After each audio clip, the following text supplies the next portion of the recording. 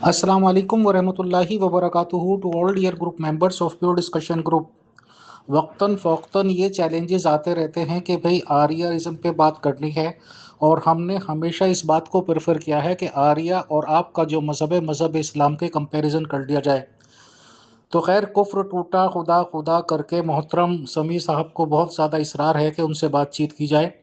इनसे ये बात सेटल्ड हो गई थी कि आर्या मज़हब और इस्लाम का तकाबुली जायज़ा ले लिया जाएगा। तो बहुत अच्छी बात है अगर दोनों आदमी एक टेबल ऑफ डिस्कशन से बैठें, अपनी अपनी बातें बताएं ताकि लोगों को समझ में आ जाए और प्रोग्राम सिर्फ और सिर्फ इल्म फैलाने के लिए किया जाए। हम आर्य अमित अग्रवाल हैं और वेदास की जो तालीमात हैं बुनियादी 10 टीचिंग्स हैं। हम उन्हीं लोगों को अपनी आने वाली जनरेशन्स यानी बच्चों को सिखाते हैं, और उनको सिखाने के बाद जो भी हम ज़्यादा से ज़्यादा हाईएस्ट एजुकेशन दुनिया की उन्हें दिलवा सकते हैं वो दिलवाते हैं ताकि बेहतरीन इंसान बन जाएं। वेदास की 10 टीचिंग्स के साथ और दुनियावी टीचिंग्स के साथ जिस कर्म के लिए जिस काम के लिए परमात्मा ने परमेश्वर ने उन्हें दुनिया में भेजा है वो उसमें काम करें, तरक्की करें, अपना नाम रोशन करें, अपने पेरेंट्स का नाम रोशन करें, अच्छे कर्म करें और बिल आखिर दुनिया से सारी जिम्मेदारियां पूरी करके चले जाएं। हमारे वेदास की जो 10 बेसिक टीचिंग्स है, सबसे पहली है अहिंसा। किसी को भी नुकसान नहीं देना है, यहाँ तक कि ऐसा नुकसान भी नहीं देखा है कि सोचे समझे लफ्ज़ बोलना, ऐसे अमल करना कि दूसरों को नुकसान ना पहुँचाए, ऐसे कोई बात नहीं करनी चाहिए। जानवरों को या किसी भी तरह के जीव जंतु को नुकसान नहीं पहुँचाना चाहिए। किसी भी जानवर तक को मारना तो बहुत दूर की बात है, ज़ख्मी तक करने की भी इजाज़त नहीं है। फिर है आपकी सत्य यानी कि सच्चाई। झूठ बोलने या वादों से खयानत करने को सख्ती से मनाही की गई है। जो वादा करें उसे पूरा करें, जो बोलें सच बोलें और हमेशा सच्चाई के साथ रहें। फिर है आप चोरी ना करना। चोरी करने की बहुत ज़्यादा ममानियत की गई है, चोरी बिल्कुल नहीं करी है। ना ही चोरी अगर आपको पता चले उसे छुपाई जाए, और ना ऐसे काम किए जाएं कि कर्ज या मकरूज हो जाएं और अपनी ज़िंदगी को अजीरन बना लें। उसके बाद है सब्र यानी कि पेशेंस। ऐसा सब्र रखना जैसे आप औरों से चाहते हो, एक्सपेक्ट करते हो, ऐसा ही दूसरों की ज़्यादती को दरगुजर करके अगर माफ़ कर सको तो माफ़ कर दो, और सब्र रखना ही बेहतरीन चीज़ है। अगली है इस्तकामत या कि स्टेड फास्टनेस। हमेशा किसी भी खौफ या इरादे पर मुस्तकिल रहो और उस पर पूरी तरह से पक्के रहो। किसी पे भी जब्र नहीं करना है।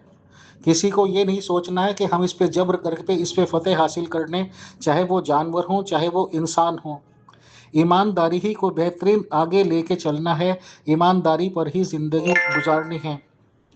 एतदाल पसंदी, एतदाल पसंद रहना है। खाने में भी मियाना रवि इख्तियार रखनी है, ना ज़रूरत से ज़्यादा खाना है, नम खाना कम खाना है। जब थोड़ी सी भूख रह जाए तो उसको छोड़ देना है ताकि पेट का तवाज़ुन और डाइजेशन वगैरह बिल्कुल सही रहे। खाने पीने के लिए मांसाहार की बहुत मनाही की गई है। किसी भी तरह की मांस, मदिरा और अंडे खाने के लिए भी मनाही है। हमेशा पाक यानी कि वेजिटेरियन खाना ही खाना चाहिए। तहारत है यानी कि प्योरिटी नेक्स्ट। निजाजत से हमेशा बचें, पाक दामन रहें, दिमाग से भी पाक दामन रहें और अपने जिस्म से भी पाक दामन रहें।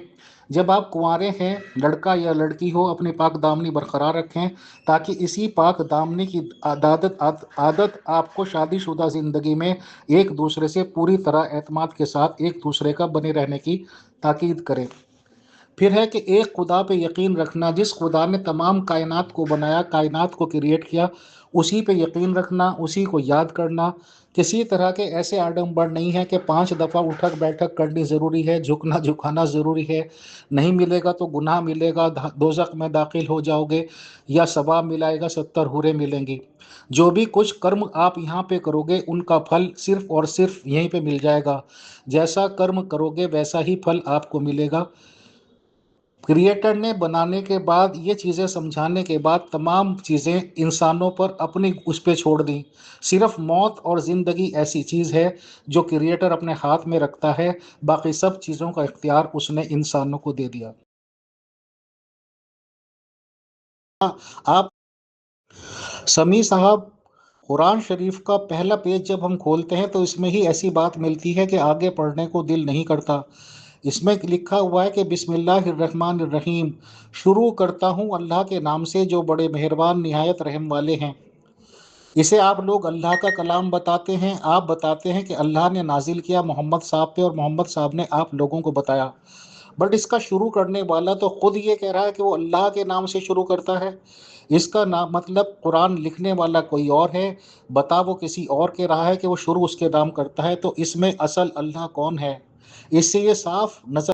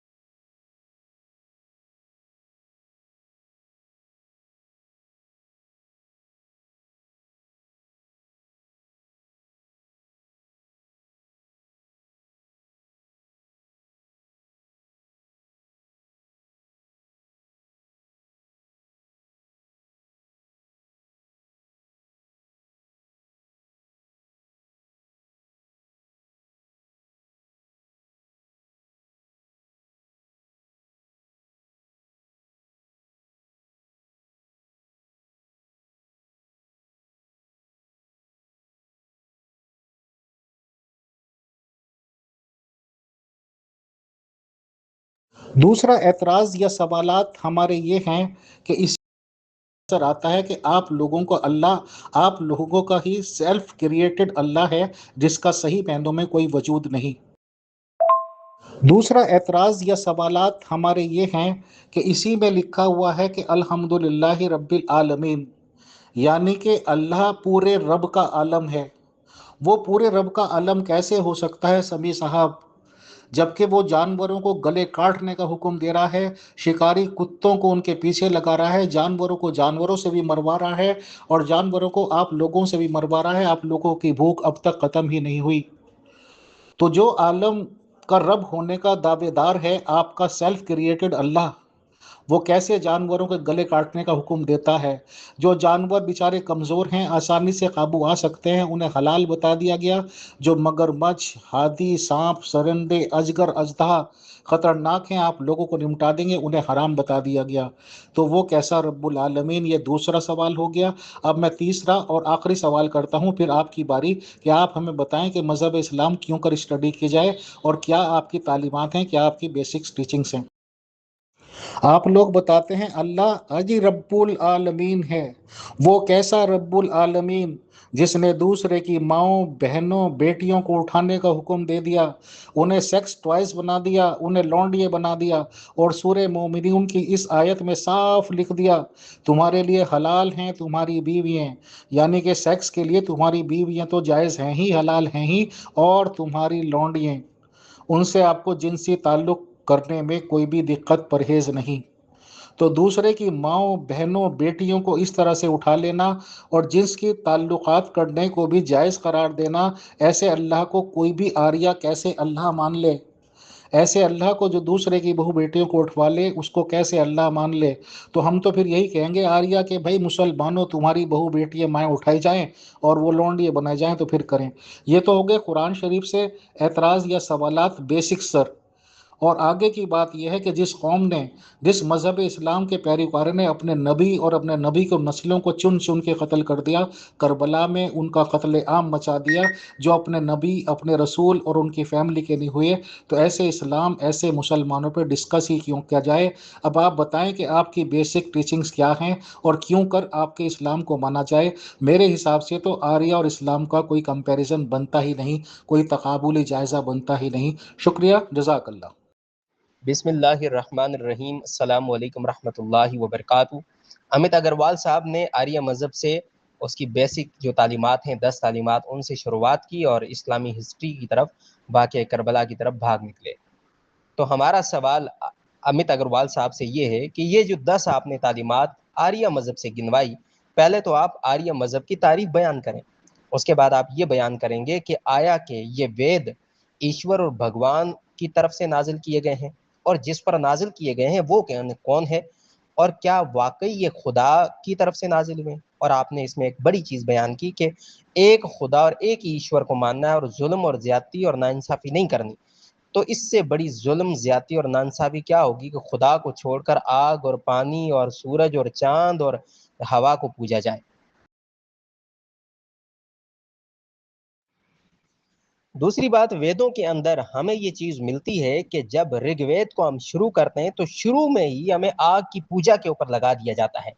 دنیا میں سب سے بڑا ظلم، سب سے بڑی زیادتی اور سب سے بڑی ناانصافی اور سب سے بڑا یعنی ایک ناانصافی کا جو ماحول ہے، یہیں سے شروع ہوتا ہے کہ جس خدا، جس ایشور و بھگوان، جس اللہ نے آپ کو خلق کیا اور آپ کی دنیاوی ضروریات تمام کی تمام آپ کو مہیا کر دیں اور آپ کی جسمانی طاقت کے مطابق آپ کے اوپر بعض چیزیں لاگو کی، اس کو چھوڑ کر آپ اسی کی بنائی ہوئی کسی چیز کی پوجا شروع کر دیں اور اسی کی کسی بنائی ہوئی چیز کو راستہ اور ذریعہ بنا کر جو ہے نا اس کے سامنے گن گانے شروع کر دیں۔ یہ تو بہت بڑی ناانصافی اور بہت بڑی زیادتی ہے۔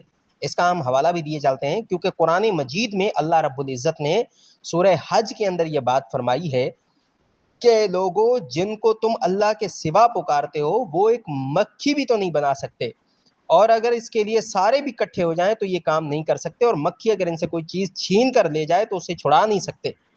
یہ سورہ حج کی آیت ہے۔ جبکہ رگ وید کے اندر اس منتر کے اندر واضح طور پر اندر کو یعنی اس کی حمد و ثنا اور اس کی یعنی تعریف اس انداز میں بیان کی گئی ہے کہ گویا ایک دیوتا اور ایک خدا کے طور پر اس کو پیش کیا گیا ہے۔ تو یہ کہنا کہ ہمارے وید صرف ایک اللہ، ایک ایشور اور بھگوان کو ماننے کی تاکید کرتے ہیں اور ناانصافی سے دور رہنے کی دعوت دیتے ہیں، تو یہ سراسر ایک ناانصافی ہے۔ سب سے پہلے تو یہ بیان کیا جائے کہ آیا کہ یہ وید اللہ تعالیٰ نے یا ایشور یا بھگوان نے ہر انسان کے دل پہ نازل کیے یا 4 رشیوں کے دلوں کے اوپر نازل کیے؟ اور اگر 4 رشیوں کے اوپر ہی ان کو ظاہر کیا تو صرف 4 کے اوپر ہی ظاہر کیوں کیا؟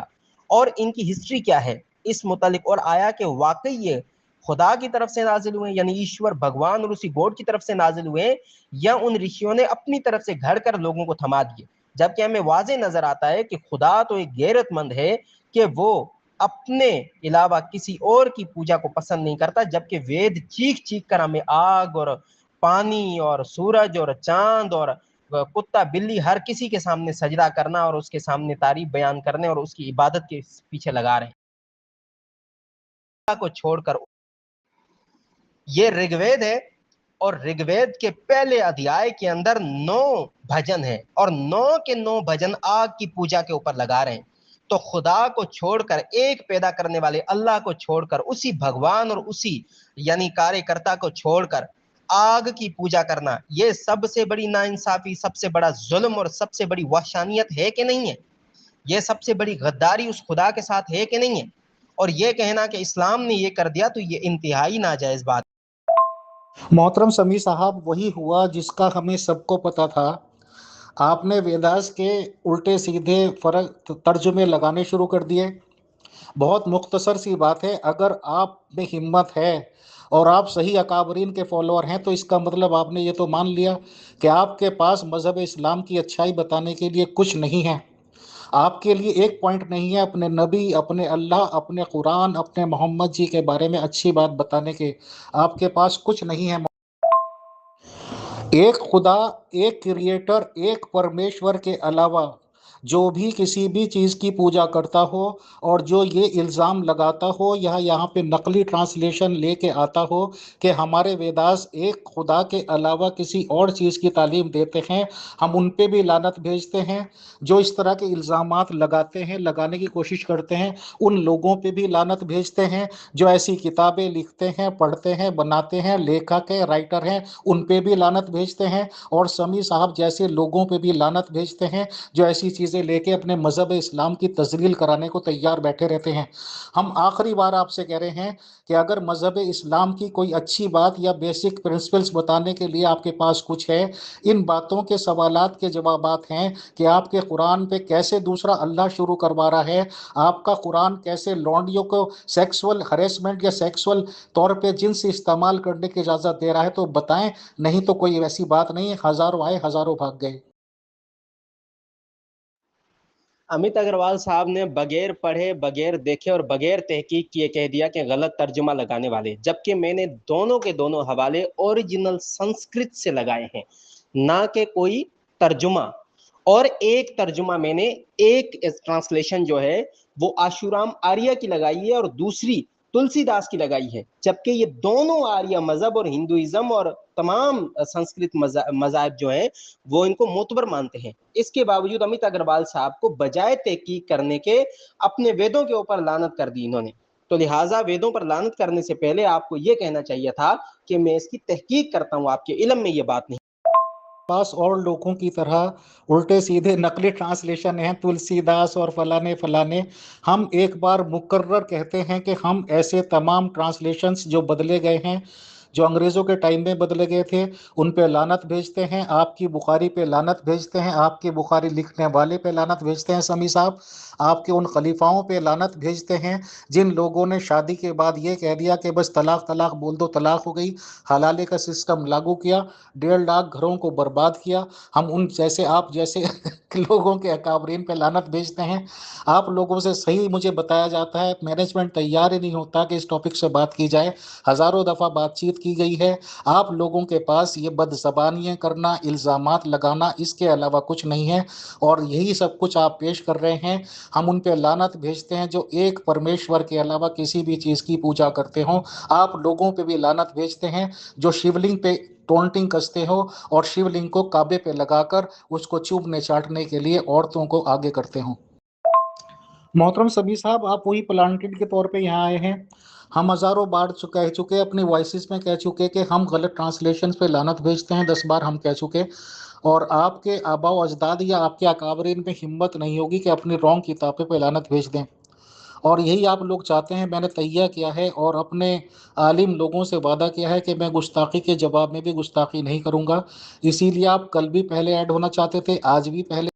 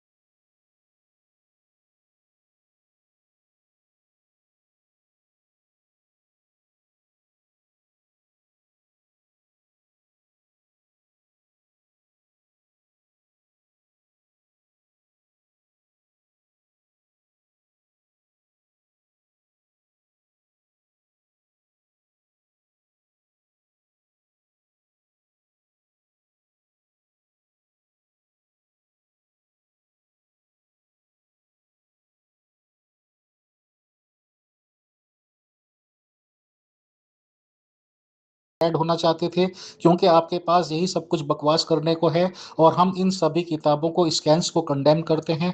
बात पूरी होती है, आपके पास मज़हब इस्लाम के बारे में बताने के लिए कुछ है नहीं। आपके ये चेले चमाटे इमोजी लगाते रहेंगे, लेकिन हम अपने गुस्सा करना छोड़ दिया है, and you are being removed.